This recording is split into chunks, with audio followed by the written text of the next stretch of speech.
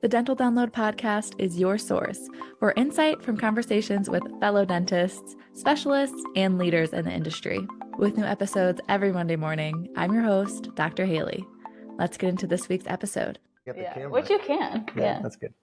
Okay, we're on part 2 with Dr. Chad here. So the last episode, we talked a little bit about CFD, the practice where we get to work together, and what's kind of unique about the style of our practice. But this episode is going to be diving a little bit more into who Dr. Chad is as a person, as a clinician, and his journey to now you're almost 10 years out of school, right? Yeah, I'm 11, 2013. Oh, look at that. 2013 I graduated, yeah. Well, there you go. So for people that didn't listen to the last episode, quick little rundown of, I guess you went to Ohio State for dental school and you started here as an associate after about a year or two you bought in. Yeah. Okay. Mm-hmm. And you've been here ever since being out of school. You didn't work anywhere else. Correct. But you obviously know people with other backgrounds and yes. family and stuff and other elements of dentistry. So you kind of know what else is out there and how you wanted to go about practicing. Yeah, pretty much. But now that you say that, Dr. Haley, I actually don't know much of how other people practice. Like you hear some stuff afterwards of the people that graduated and stuff, but it was weird. I kind of always just wanted to do it this way. And I think the background might help. So my mom's a teacher, kids moving around, talking all day. My dad is a mechanic. He's a boat mechanic. My dad was always solo practitioner is what we call it in dentistry, right? No employees. He worked 10 houses from where he lived. But very, very early on, I noticed that nobody was telling him what to do, which is a gift and a curse, right? It's a gift in that nobody's telling you what to do. It's a curse in that you're the one that's got to turn yourself on and fire yourself up every day. Mm-hmm. And it was crazy to just see him do that over and over again. And same thing with my mom. Like my mom worked well past retirement age because she wanted to. And so that was a little bit of the background that made me know if I'm doing this, I want to be in a position where, you know, like they talk about corporate dentistry a lot. And my brother's a corporate dentist. My brother works in Oklahoma and it's great. He's at an awesome place and it's a really good place that gives him a lot of autonomy in what he does. And he loves it. But I always knew, you ever seen those predictive index scores, those like personality tests? We've talked about it. You talked about those? Yeah. So I've taken those before. And I have I don't even know what you would call him. He's a stepfather-in-law who he ran a big company, you know, and was doing really well, but he was really good at those. He took one on me and he said, so the main thing I get out of yours is you're unhireable. Nobody's going to hire you. So it's not a bad thing. It means stay with what you're doing and stay this course. And I always knew I wanted to do that. And it seems like a good size, right? Like in the last episode, we were talking about how it feels good. Mm-hmm. It just seems like a good number of people to work with and a good amount of responsibility to have. Which it's gradually grown since you started with Dr. Shields and then you went in and did the expansion and probably grew the team. I don't think we've talked about this. How big was the team when you started with Dr. Shields? So there was 2 doctors at that point. No, yeah, there was 1 doctor. Yeah. It was, do you guys get into like financials and stuff too?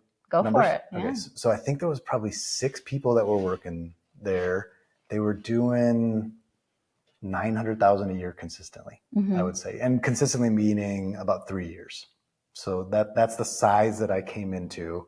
And then when I started, so my first year, I think I brought home $70,000, 70. Which, by the way, you guys probably, if you haven't figured this out yet, it's going to be painful, but I don't think that covers student loans. Like, I don't think it's enough. My wife was at a public health clinic, so we were able to make ends meet. But that's what it started with. And now, what is it? We're going to do over 4 million this year. We might already be over 4 million. If we're not, we're close. And 15 people, 4 doctors. Yes. So it has grown. Yeah. I mean, that's a big scale. And you said like it feels like a sweet spot size-wise, but how did you know when you felt ready to bring on Dr. Bono, when you felt ready to bring me on that? Like, how was that decision? Well, it's scary. They're always scary. I mean, because it's scary on 2 forms, right? It's anytime you bring someone on to a team, if you're doing it right, I mean, it's a responsibility. Like now there's another livelihood that has to come from this. So part of it's scary for that. Like, oh my gosh, are we going to be able to help this person thrive, right? Not survive. It's easy to survive. You need food and water and a place to live, and you barely need a place to live. So we're not in the survive business. We're in the thrive business. So that part was scary. The other scary part that you have to get over is, man, are these people going to be better at my job than me? Like that. So that part's scary too, because you just naturally, if you have any ounce of ego, you naturally start to think, is this person going to be taking something from me? So that part was hard to get through. And I think the only way through is you have to believe what I do is that there's plenty of dentistry, there's plenty of patients, there's plenty of abundance out there as long as you're doing it right. So yeah, that was scary. Yeah. And I think we'll circle back to the more, I guess, personal about your journey. But while we're talking about like having associates and everything, I feel like another element too is like, this is like your place. You're so intertwined with it, and bringing in someone new to like treat your patients when you kind of have that mindset. Like, how was that process? Or the first thing was to accept that they're not your patients, right? They're patients who have decided to come to your office. So that was the first thing, is like, you have to lose the territorialness. And then also, I mean, it comes down to faith in yourself. If you believe in yourself and your decisions making, another part of that is you've decided to bring on a team member. So you have to trust that it's going to work itself out in that way if you give everybody room to grow. Mm-hmm. Because the other thing, you've probably seen this, you've probably been here long enough. Yes, the DNA of this place will always be in me, and I'll always be in it, right? Because so much of this was in my brain before it was here. But I don't know what the answer is, Dr. Haley, but fortunately, I'm okay with other people putting their DNA and personality in here. I actually prefer it. I think it's better, and that's the only way that you can make this stuff grow without burning yourself out, is you start to realize it's better when more people's personality is in this than yours. Yeah. As long as everybody's thinking the same way. Yeah, I mean, I think the way you handle things is very like impressive, allowing, Dr. Bono to come in and just grow in his own way. And like you said, bring in his own flavor, his own subset of procedures. Like, this is how I want to do this and that. And being supportive and open-minded, I think, is rare to find in an office, because people can get very, I guess, territorial, like you said, but the patients can leave anytime that they want, regardless. Like, they're not yours, like you said. Yeah, they're not yours any freaking time they want. And here's the other reality: the team can leave anytime they want too. Mm-hmm. And to me, that's empowering, right? Because anytime we want, or anytime I get scared, I just try to remind myself and everybody, we've all decided to work together. That's powerful. None of us have to be here, but we've decided to. So if we decided to work together, now we can really make good things happen. Mm-hmm. So that's the most exciting part. Yeah. But yeah, it's scary. It's a little bit scary every day, but that's good. I mean, I've always thought to myself, we have this cool bridge. Do you go over the covered bridge sometimes? So we have this cool bridge that it's about 5 minutes from our office. I think it's the longest covered bridge in Michigan, from the 1800s. And so it's cool. The way I think about it is like you're driving through a portal towards your vocation and career, right? It's also where I stopped picking my nose, so nobody can see me pick my nose. But when I drive through it, I've always told myself, if I don't get a little bit of tightness in my stomach, like a little bit of butterflies, I probably shouldn't be coming to work anymore. Like, you need a little bit of pressure, a little bit, not a bunch, but enough that you still want to grow and improve things. So the day that I drive through it, I'm like, oh my gosh, another day where we're doing whatever. It's probably not time for me to work here anymore. Mm-hmm. So that's a big thing. Yeah. Yeah. If your career goals include practicing in an organized, comfortable environment, we can't forget to factor in ADAC Inspire 300 dental cabinets. Ordinary cabinets don't streamline workflow, and they don't stand up to the harsh operatory environment. This line takes ADAC's most popular configurations and boils them down to pre-configured, budget-friendly packages. ADAC Inspire 300 dental cabinets use top-of-the-line materials chosen specifically for dental.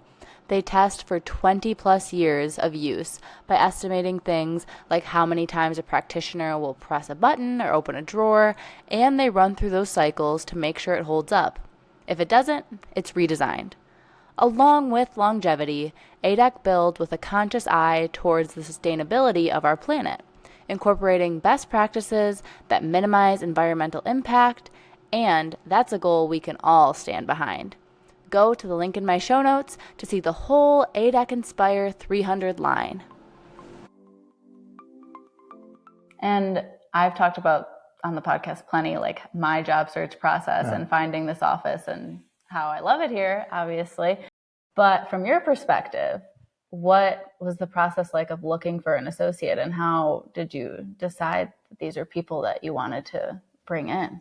Let me see they're all a little different. I mean, we used some like DDS match and things like that.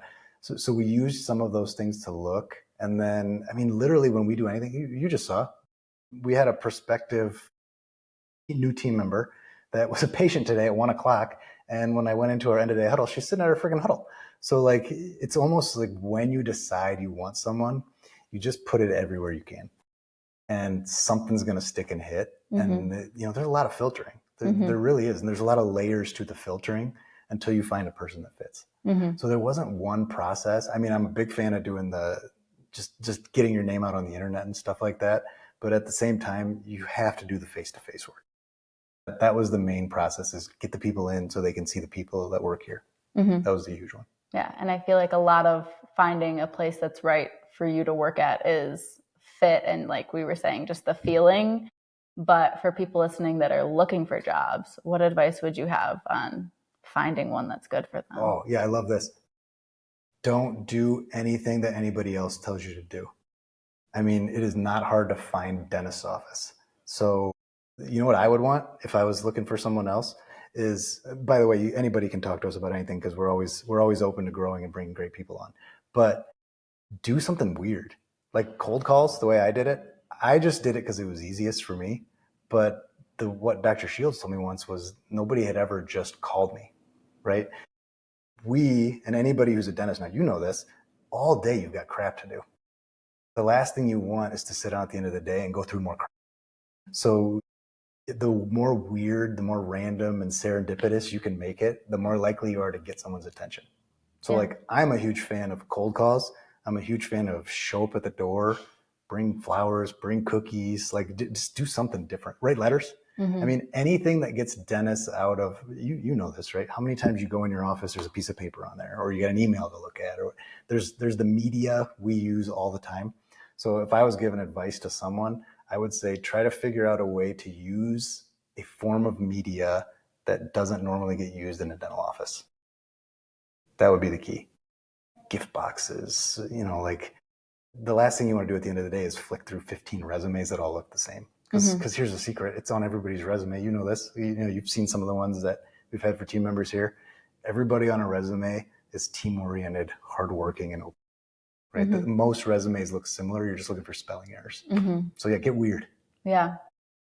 And when it comes to time to go see an office, what are some things you think is worth taking note of or asking about when you're looking for a job? Yeah. The things I would look at are how well organized the systems are between I wouldn't shadow a dentist. Like, you shadowed, right? I mean, I was all around. I was trying to see like what they're up to, and just like side conversations, get to know people, not just like stand there and watch you drill for 8 hours. Yeah, don't do that. Don't stand there and watch dentists drill. You nailed it though. It's the side conversations. It's the interactions between like team members together, but also like team member and doctor. I really looked at the patients, because if you have the chance to shadow on a day when there's patients there, take it, right? Because you get to see how the doctor and the team interacts with the people. And here's the other thing to layer this in. And I didn't know this until probably a few years ago. Yes, you want them to have a system, and you want them to have a flow, and you want them to have stuff. But I actually think if I was looking back and going backwards, I would care less about what the system was and more just that they had a system. Because what you have a tendency to do, and you can tell me if you did this, Dr. Haley, you have a tendency to look for the office that's perfect for you right now. This is exactly what I want right now, which is great. I mean, if you could have that, do it. But you don't really need that, because the superpower that all the dentists have, that we all have and everybody listening has, is if you're in the right spot, you're going to be given permission to imprint your style on it. So you're really just looking for a place that has a system and is open enough for you to putting some of your DNA into it. So like at the beginning, I was always like, I'm going to hold off because I want the doctor to do this procedure and this procedure, and they farm out endo, so I know I can make some more revenue come in there. Like, and all that stuff's great. But at the end of the day, you just want someone who's going to let you be the dentist that you want to be. That's the magic when it happens. Yeah. And I feel like something people struggle with coming out of school is either people don't want to hire a new grad, or they think people don't want to hire a new grad, and that's like a barrier they're putting in front of themselves. Yeah. So, I mean, you hired 2 people right out of school. Yes. So what made you decide this person's like fine and ready and I'm comfortable bringing them in? So the short answer to that is the fertile soil here, anything's going to grow, right? So the environment that we have here is going to give people permission to be their best selves. Don't you think? I mean, is that a good way to put it? Yeah. So that would be the short answer. But I don't know. Like, what is it? What do you think? Do you know? Why don't dentists hire people out of school? I mean, I'd like to think it's mostly confidence of the person themselves.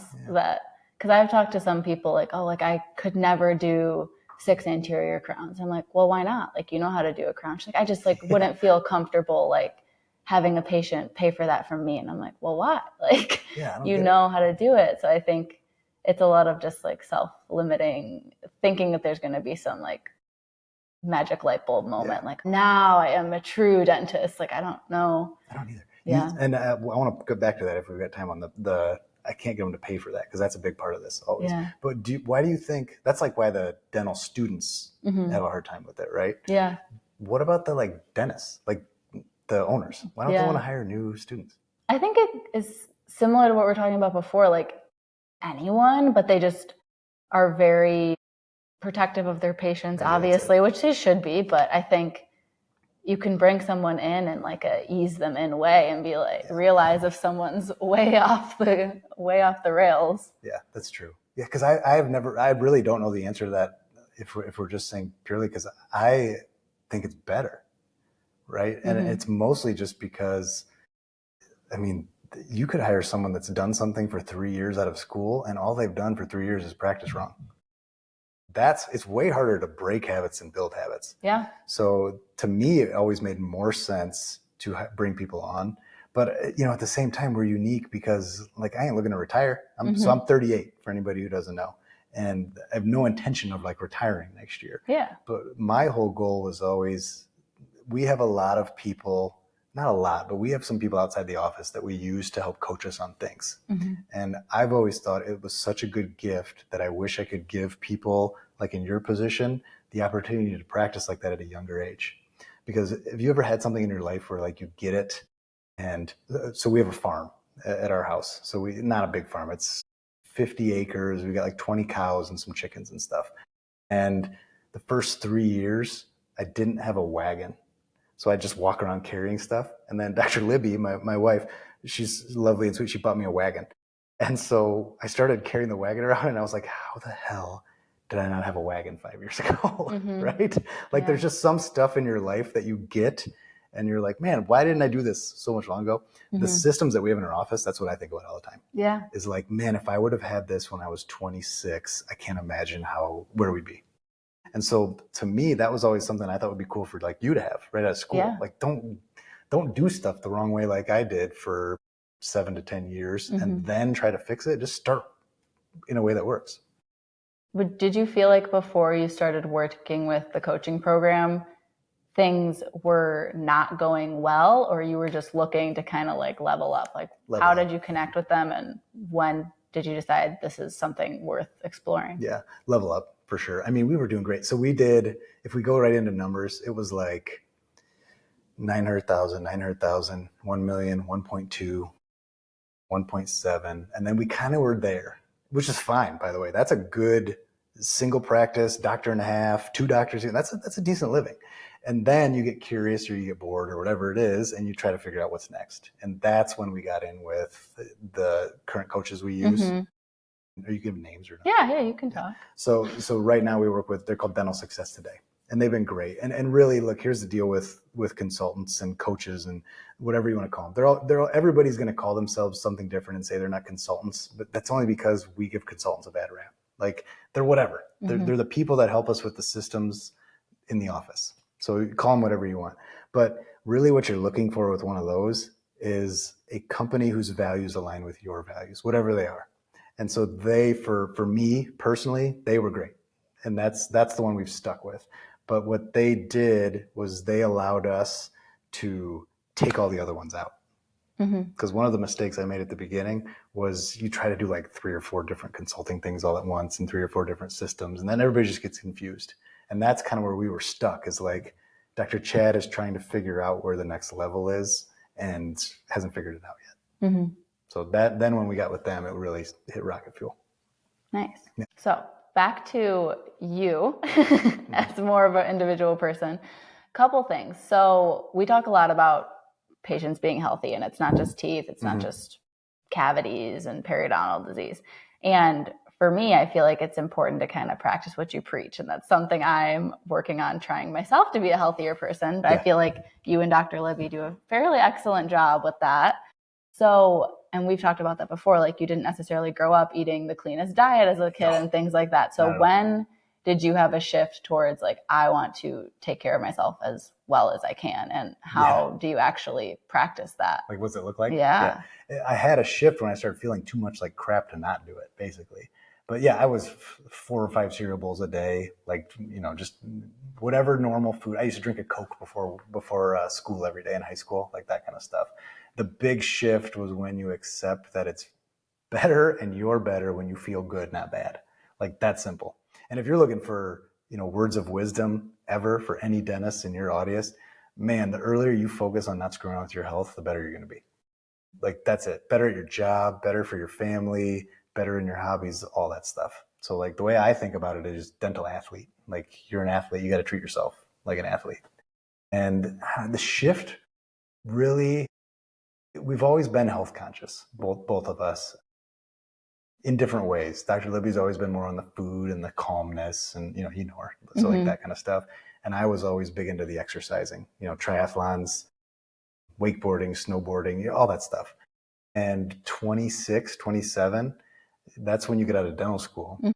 What you probably know, and you can agree or disagree with me, you don't realize how much time you have in dental school until after dental school. And so in dental school, you could do study and then go to class and then study some more and then go play basketball for 3 hours. You could do that and you get the movement in and you're doing okay because you're young. But as you get into work and you realize, like, man, I got to show up every day, you start to get fatigued by the end of the week. And I kind of just looked at myself and said, man, I don't really want to feel like crap every Wednesday night. Like, I don't want to be exhausted from the first half of the work week. What can I do to fix it? And then you just start figuring stuff out. I'd go see a doctor I knew about some kind of health thing. I'd go see a friend who was doing something with nutrition or exercise. The biggest breakthrough for me was a guy named Dr. Daniel Clower, who I don't know if you've seen yet, but he works exclusively on TMJ and sleep apnea. And I actually thought about working with him for a while, a long time ago when he was an associate in another office. But he branched off and he just does sleep and TMJ. And I went to an exam. And I really don't remember if I went because I had problems or if I was curious how his office ran. It was probably both. But essentially, I had sleep apnea, a honking nasal obstruction, and I ate like crap, even though I thought I was eating healthy. And so he made a plan. And for whatever reason, I don't know if it was the right moment in my life or whatever, but he told me the plan. And I just went, okay. And I just started doing it. And it was like anti-inflammatory nutrition. I got my nose fixed.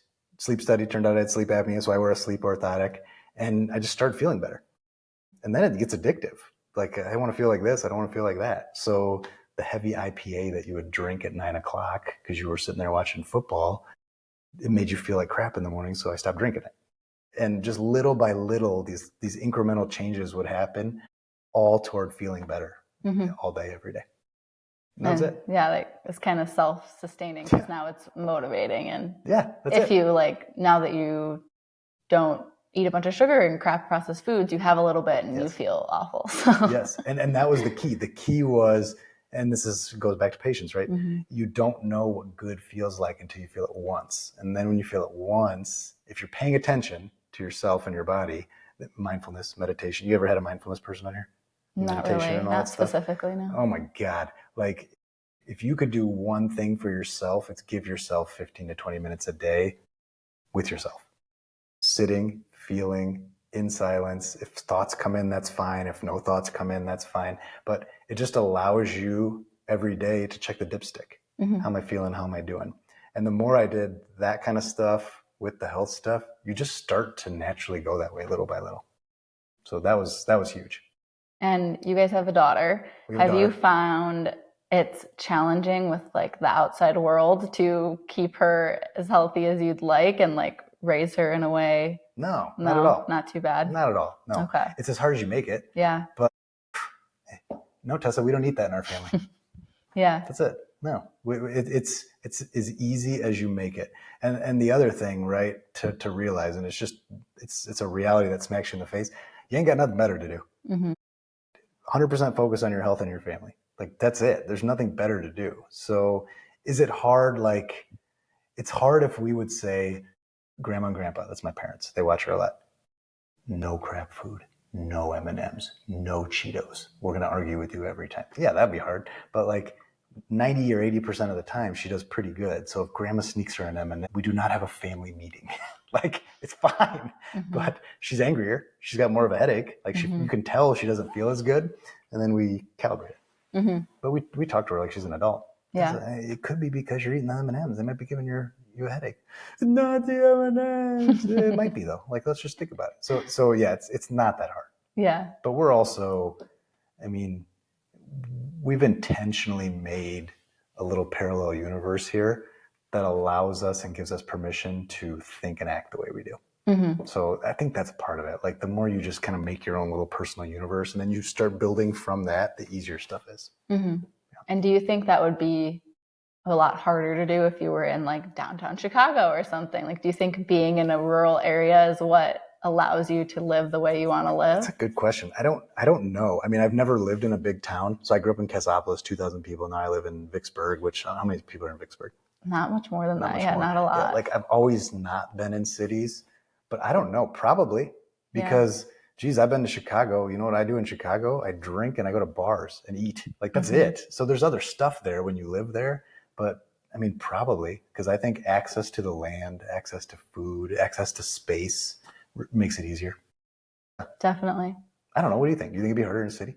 Yeah, for sure. I mean, to do it exactly the way you're doing it, where you guys are eating a lot of what you're growing yourselves and everything, and kind of disconnecting at home and just being present with the fact that you're at home. Yes.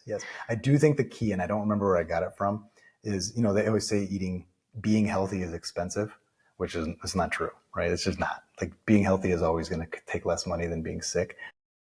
People will say food's expensive when you eat it healthy. Really, all it is you've got to figure out how much money you're spending on food type substances. Because there's food and then there's food type substances. And most people, I mean, even me still, like, I'll go to the gas station and get a snack bar or something. Like, food type substances were probably a lot of my revenue was probably going to that. And so the minute you take that out, you realize how much money you have to spend on food and lifestyle and all that stuff. So yeah, if my grocery cart is actually just like meat and vegetables and fruit, it's so cheap. But it's when you get like, oh, like the healthy cracker and the healthy branded this and that. And it's like 10 times more than the unhealthy one, but you just don't need it at all.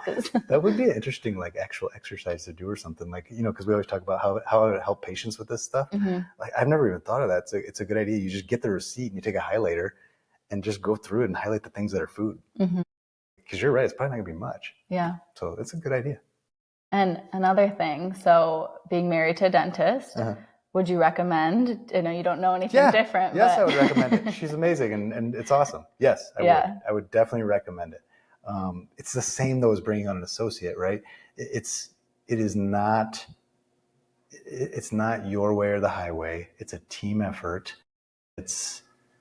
She's got her way of practicing. I've got my way. No expectations, no resistance to anything. The biggest thing, I mean, this is marriage advice, but this is also me and you, right? It is never here in this office, me versus Dr. Haley, for a treatment plan, for the color paint on the wall, for how we're managing care calls and follow-up visits. Like, it's never us against each other. It's always me and Dr. Haley versus the problem that's keeping this office from being as good as it can be. And it's the same thing with working with a dental spouse. We ain't arguing about anything. We might have different ways, but we're trying to do the same thing. Mm-hmm. So it's being able to put your focus on that. So no, I've never found issues with it, but also like you make the issues you make. So if you don't make it an issue, it's usually not an issue. Yeah. Yeah. Gotcha. I don't know. How do you think we do? Great. Do you? Do Yeah. you think so? Yeah. I mean, I think you have such different personalities in general, so it's always fun to see the dynamic with the interactions and everything. Yeah, that's true. But I don't think that's just a dentist thing. I think that's just unique individual people. Yes. But here's the deal too, and this might get into a little bit of like the underlying philosophy stuff, which I don't know if you like it or if you want to cut it out, but I don't believe in a work-life balance at all. And I think that it actually is dangerous to try to make a work-life balance. And what I mean by that is you shouldn't have a life out of the office. I mean, you probably know, first off, we are a lifestyle-focused office more than anything. So the dental office and your business and your job has to fit in your life, not the other way around. But the same coin, different side, is it's not on at work, then off, and then on at home. It's always on. So it's one life. And the easiest way to think about this is if you and your wonderful and handsome and beautiful husband-to-be get in an argument, it's coming to work, right? Like you're going to be in a different mood. And if you have a case here where you do endo and it takes 3 hours instead of an hour and you couldn't get the files and one of them snapped off, you're not going home and instantly hugging Justin and saying how awesome your day is, right? Yeah. So like one of the bigger underlying philosophies that I think is really helpful is it's just one life. Like it's all one. So it's all connected. It never goes away. You're not turning something on and then turning something else off. Like it just all goes together. So if Dr. Libby and I are out at dinner, like you know how you hear sometimes the rules, we're not talking about work at dinner. Yes, we're married and we do office stuff. We're not talking about work at dinner. If it comes up, it comes up. Yeah. If it doesn't come up, we talk about other stuff. Like you got to have two things going on. One, be happy and proud of the work you do because then you can talk about it. Two, have other shit going on in your life besides your job. And I think if you get those two things going at the same time, it doesn't matter as much when you get in little tiny arguments or you have different disagreements on stuff. It's just all one life. Yeah. So that's a big one. I don't know if it was the last episode or this one where you specifically mentioned like you want to be energized by your job and not be drained by it. And a lot of that probably goes to designing a job and a day-to-day that you like. So at what point did you realize you had an interest beyond just fillings and crowns and things? And when did you start bringing in TMJ sleep to the practice and scaling back a little bit? Scaling back from like general dentistry stuff. Which I mean, you still do a good amount every day, pretty much. But well, that's what you're growing that stuff. So then I start to make that stuff go away because you're an amazing dentist, so that stuff works great. The time I started doing it was right after I met Dr. Clower and actually got better. When I started feeling better, it basically turned to me picking up the phone, calling Dr. Clower and saying, "Hey, man, like I need to learn this stuff because I'm guessing I'm not the only one with these problems." And if I can feel like this, I think it would be amazing if more people could feel like that. So it started then. It's probably 3 years into it. And then you got to go back to school. You got to keep learning stuff. You already know this, right? When you get your dental degree, it is just permission to learn for the next 30 years of your life. Like that's it. You just get to learn with drills and needles in people's mouths now instead of just in books and on typodonts. But that was probably when it started going that way. And then I love the word you just said in there, design. I mean, part of having one life that involves work and at home is you've got to be in alignment with how you actually live, like you said. So because I live like this, can't help it. And patients don't have a choice. It's just what I talk about because that's stuff that I use in my life to make myself better. And why wouldn't we want to share that with everybody else? And is it so much that you just really love the impact that makes versus I hate drilling on teeth? Yeah, pretty much. I mean, look, drilling on teeth, when we actually think about what we do, is pretty cool. Like for a bunch of different levels, there's some person you barely know who trusts you enough to lay down and let you put a drill in his mouth. Like that's pretty crazy. And then also like, it's just a form of tinkering. Like my wife calls it fizzle farting. Like you're getting to manipulate matter and move stuff around to change shapes and make people healthy. Like it's pretty cool.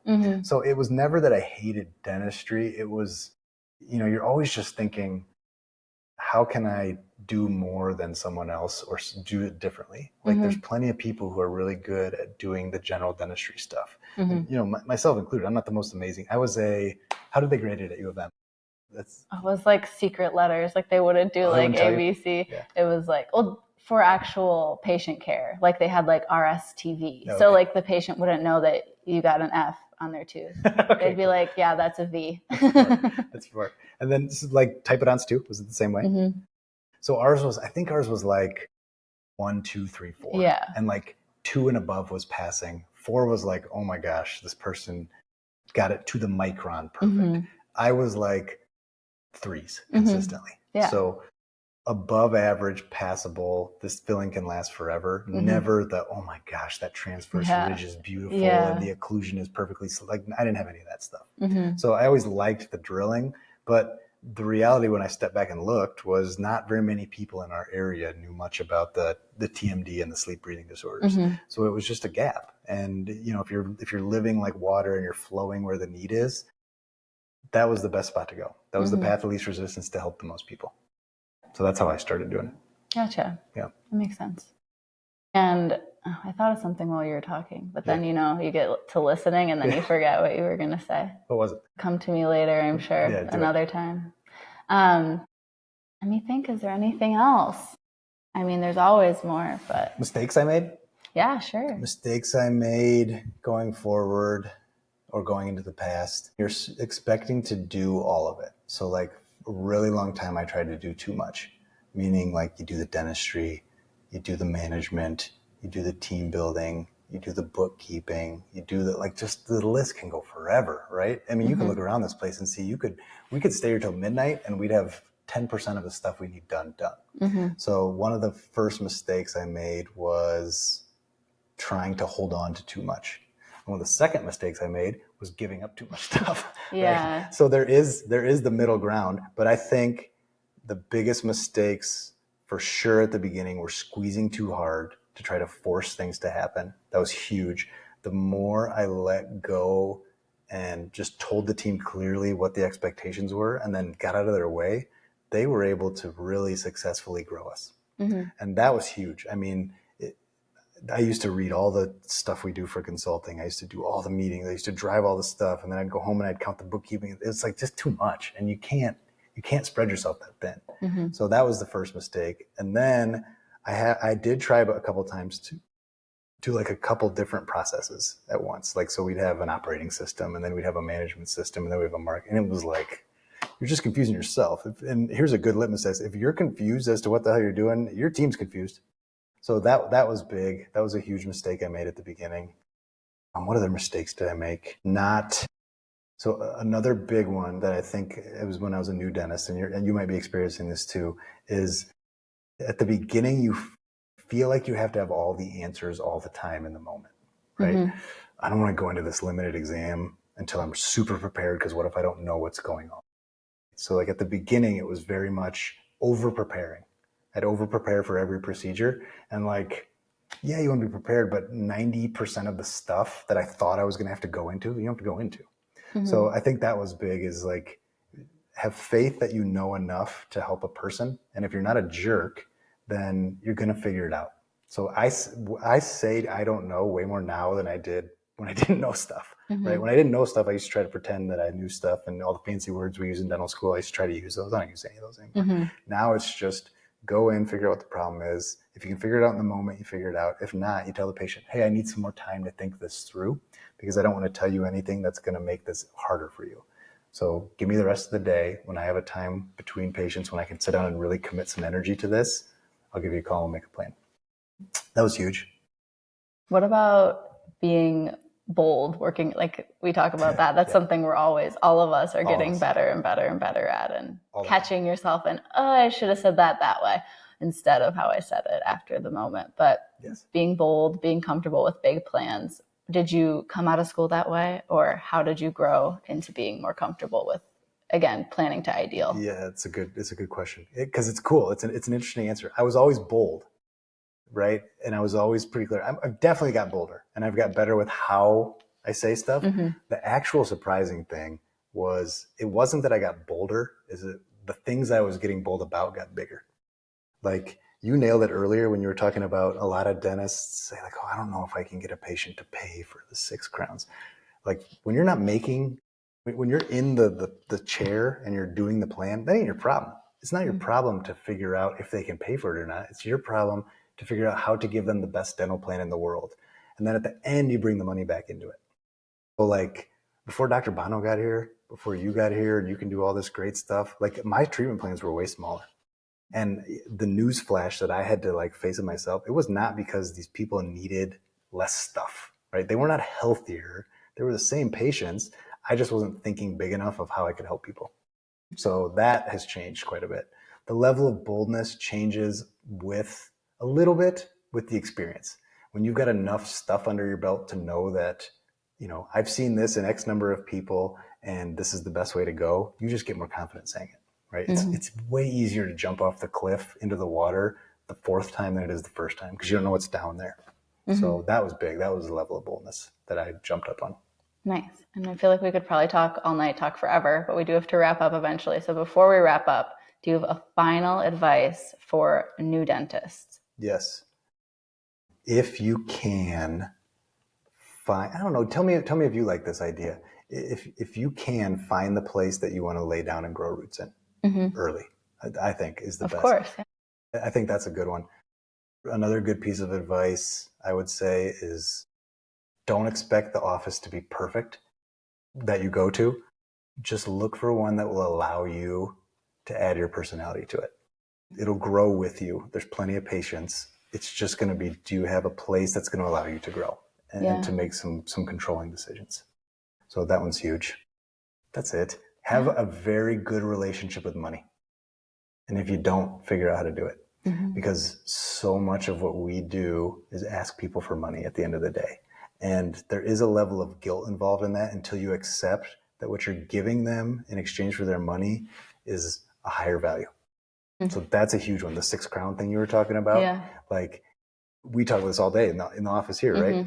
The bolder you go and the more you can get to the spot where you say, yes, I want your money and I'm proud of it because I'm going to give you something better and I'm not going to waste a penny. That's where you can really start making some big changes. Definitely. And be weird. That's a big piece of advice. Just be weird. Like you don't have to do things the way everybody else does. There's a book that I think, do you could do book recommendations here? Yeah, please. So there's a million of them. We could do books. We could do 3 hours of books.